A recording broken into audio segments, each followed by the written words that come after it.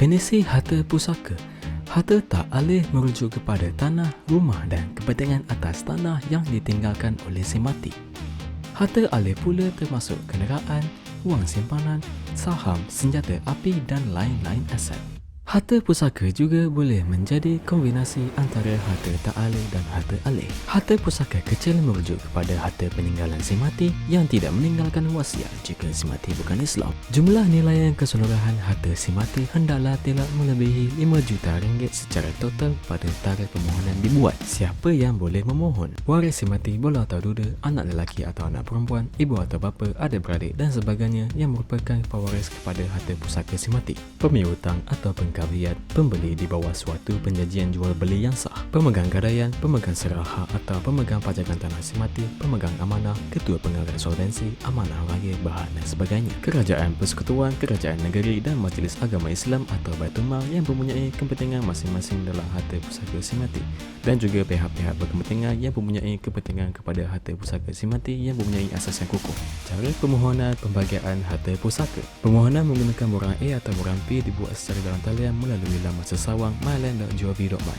Borang ini sebagai langkah awal bagi memulakan proses awal permohonan harta pusaka. Permohonan difailkan di Pejabat Pembahagian Pusaka berkaitan tertakluk di mana harta pusaka si mati berada dan petisyen terdahulu dibuat. Kaedah ini lebih mudah, pantas dan boleh dilakukan secara dalam talian tanpa perlu hadir ke pejabat. Dokumen yang perlu dikemukakan. Bagi bukti kematian, dokumen yang perlu disediakan adalah seperti berikut: sijil kematian, sijil anggapan kematian atau surat pengesahan perantah anggapan kematian yang dikeluarkan oleh Pejabat Pendaftaran Negara iaitu JPN.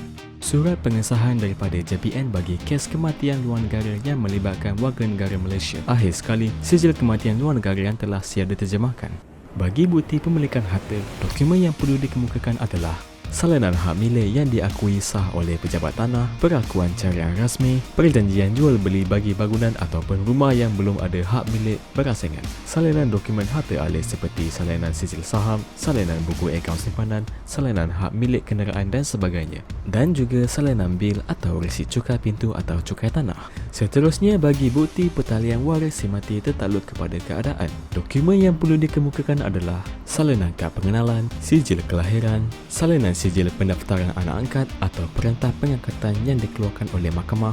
Akhir sekali, salinan sijil perkahwinan atau surat perakuan nikah atau salinan daftar perkahwinan. Di manakah permohonan boleh dibuat? Permohonan boleh dibuat di Pejabat Pembahagian Pusaka yang berkaitan di seluruh negara tertakluk di mana harta tak alih si mati terletak. Selepas itu, pemohon atau petisyen perlu menghadiri pembicaraan yang ditetapkan dan semasa pembicaraan dijalankan, semua dokumen asal seperti bukti kematian, bukti pemilikan harta, kad pengenalan, surat nikah, sijil kelahiran jika berkaitan dan juga lain-lain dokumen.